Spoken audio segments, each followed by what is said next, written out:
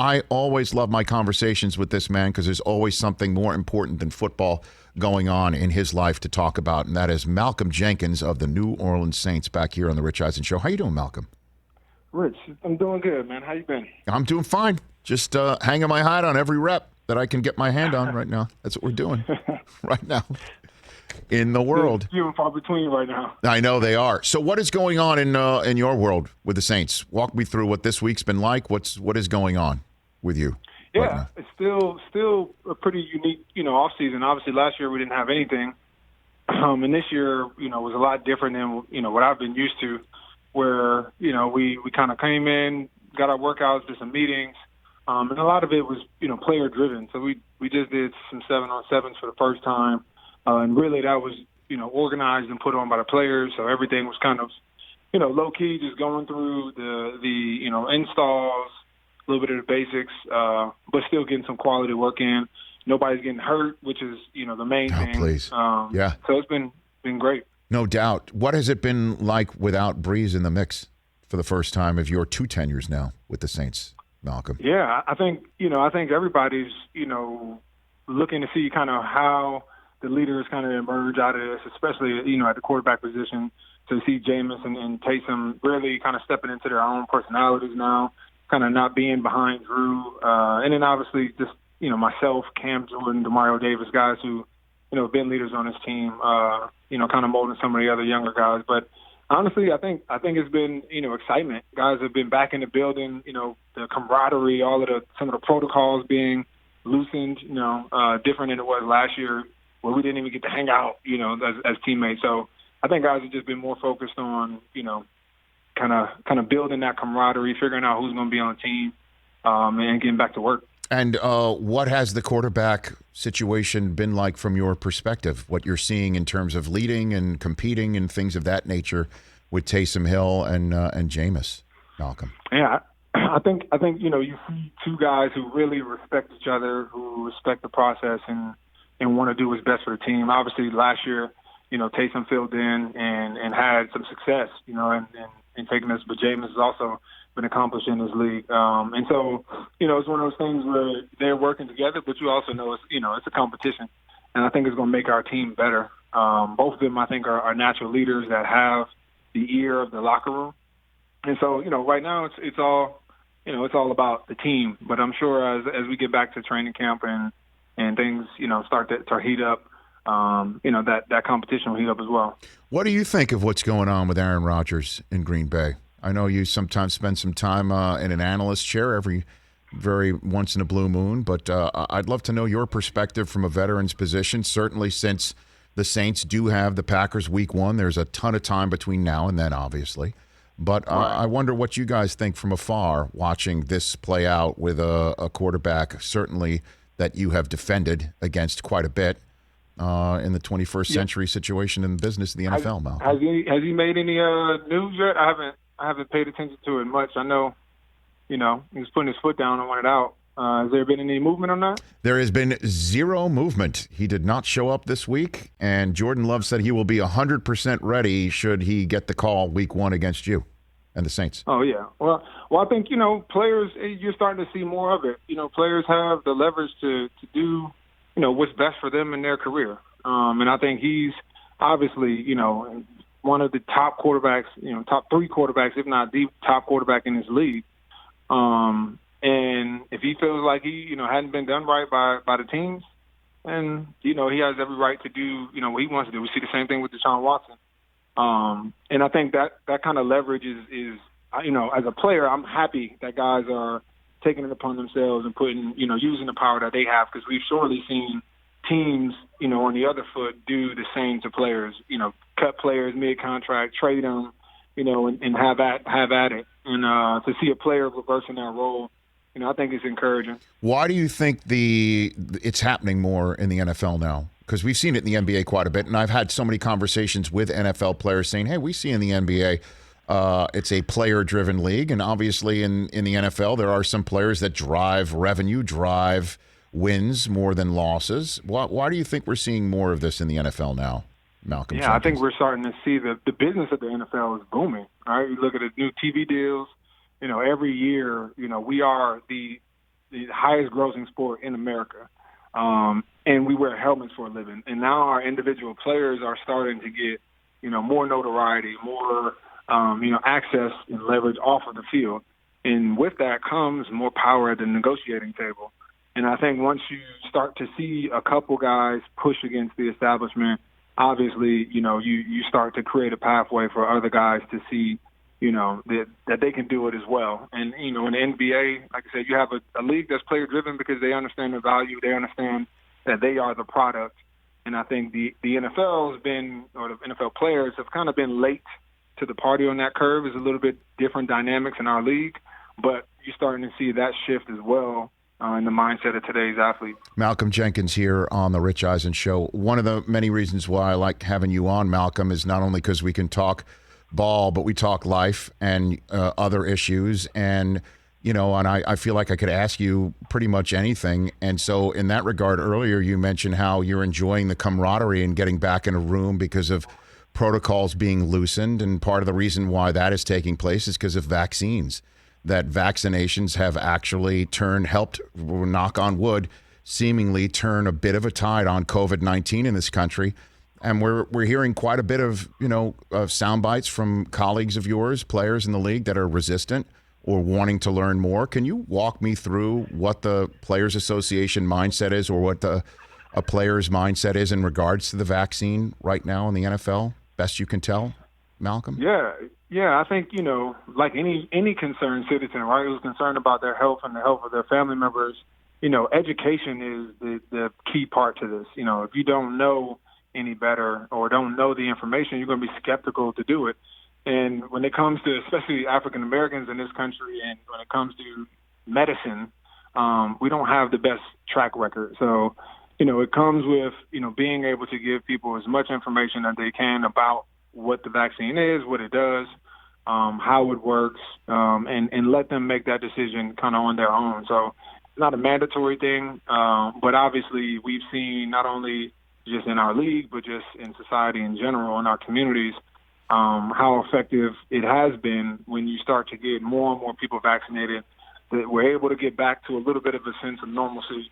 But obviously understanding that the virus is still very real, still, and there's still some things we don't know about the vaccine, but there's also things we don't know about the long-term effects of COVID-19. So it just comes with, like I said, just more dialogue, more information, to allow people to get to those decisions on their own and make, the decision that's best for them and their family. But are players who are not vaccinated not allowed to, convene in a manner in which it seems like you and others are convening, where you can be, as you said, protocols being loosened? Is there certainly a difference in the way that that's happening behind the scenes right now? Well, some simple things, just like, wearing masks, right? If you're vaccinated, you don't have to wear a mask. And for the first time in a year, I'm able to go to and from my house without a mask on. That feels great, but if you haven't gotten it, you still got to, wear that. And I'm sure as we get closer into the season, a lot of those protocols will be hashed out and kind of, reevaluated. But I'm sure there are going to be restrictions, just like there will be in society, inevitably for people who don't and people who do. I'm sure our protocols will reflect the same. And I think some of that convenience will probably, nudge guys to get the vaccine as well. But, what we want to do, especially from a union standpoint, is make sure that nobody's being forced to get it. It's not a mandatory thing. But also you have to understand, that COVID is real. And if you aren't vaccinated, there's going to be some protocols that you still have to abide by. Okay. And then just one last thing. So is the Players Association taking part in this education program that you're mentioning? I know that Ron Rivera for the Washington football team put together, a presentation with a vaccine expert to talk to the players and get them more up to, over maybe even 50% vaccination rate on the Washington football team. Is there what can you enlighten me about what the Players Association is doing on this? Well, front? I know the Players Association is working directly with the league and in tandem with the league. We're coming up with what those protocols are to make sure that players, are safe and educated. And I think the teams have really, individual clubs have taken it upon themselves to really educate guys. I know even the staff here, the entire building was 100% vaccinated before the players even got here. And so, the players we're kind of the last wave of employees that are getting access to it. It's one of those things where I think they're trying to lead by example, and I'm sure it's different club by club. But the PA and the league are working hand in hand to make sure that they, one, agree on what the protocol should be, but obviously, prioritizing keeping guys safe. What's going on with your foundation, everything else in your life? I'd love to give you the floor because you've always got something interesting and fascinating and important going on. What's going on with you, Malcolm? Yeah, over the years, we've talked about many issues, from the criminal justice system, from education and all of these things. And, those things, I think I'm still continuing to push a lot of work in, especially locally in Philadelphia when it comes to policing and police oversight. But one of the things I've turned my mind to is just really and we've seen it over COVID-19 and the pandemic with people struggling financially. And any way you want to have impact is through financial freedom. And so I focus my attention to the wealth gap that exists in America right now, where the average white family has about 10 times the net worth of an average black family. And that gap is only going to grow wider as we go on if we don't do something. So my foundation is focused on financial literacy. We partnered with a black-owned company called Goal Setters, and are pledged to start 1,000 savings accounts for kids that'll allow them to start to invest. So we're giving them money at a very early age and teaching them about investments, or not just the education, but actually giving them some money to start investing on their own, knowing that even that little bit of education grows their chances of being an investor by the age of 25, going to college, and having success when it comes to their finances. How can people take part again? Help out, involve? Yeah, they can go. Yeah, you can find out more about what we're doing if you go to themalcolmjenkinsfoundation.org.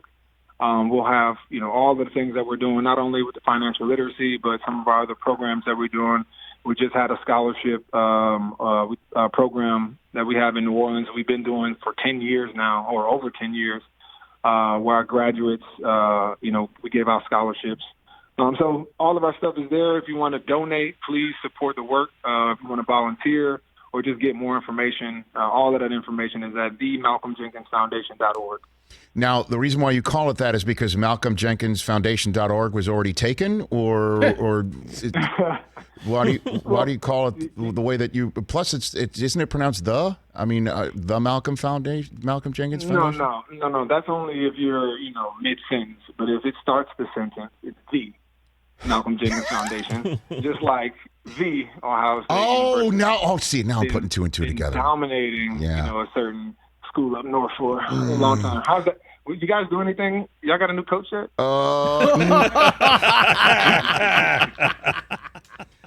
No. Okay, we don't, Malcolm. Okay. We don't. I know you were like, hey, is there something going on with Aaron Rodgers? Like, I would let you slide on that one. But you're up to speed enough on what's going on with Michigan. You understand that. Yeah, or the school up north, pardon me.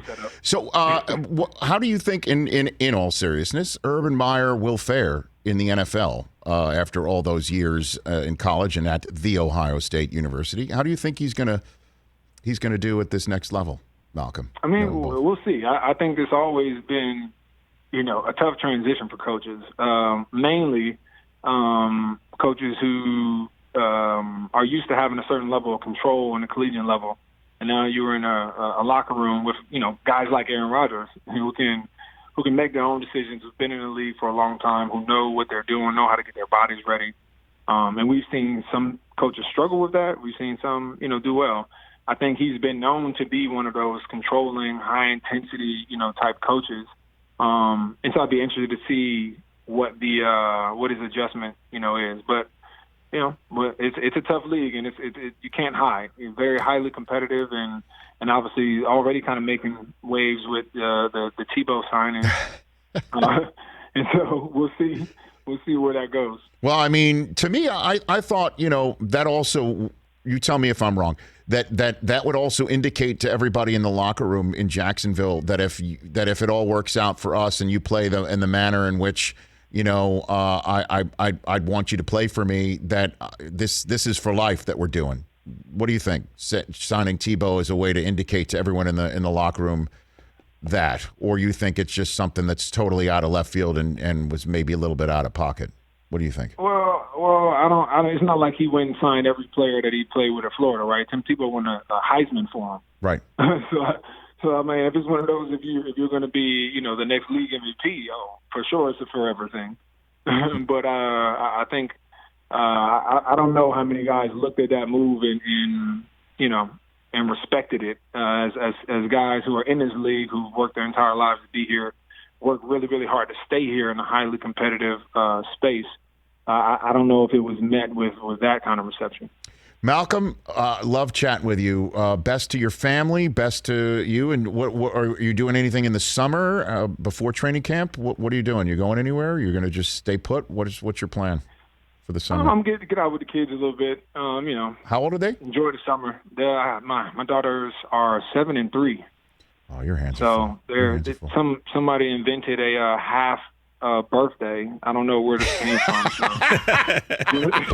But now I've got 2 half birthdays this month. So we'll see how that goes. Oh boy, I think a 7 and a 3-year-olds. They're the ones who invented half birthdays. Malcolm, exactly. That's so funny. Well, have a great Father's Day then. In between, and let's chat down the line. Appreciate it.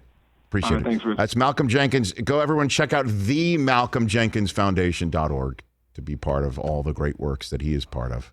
Hey, you watched all the way to the end. Thanks for that. Watch more right here.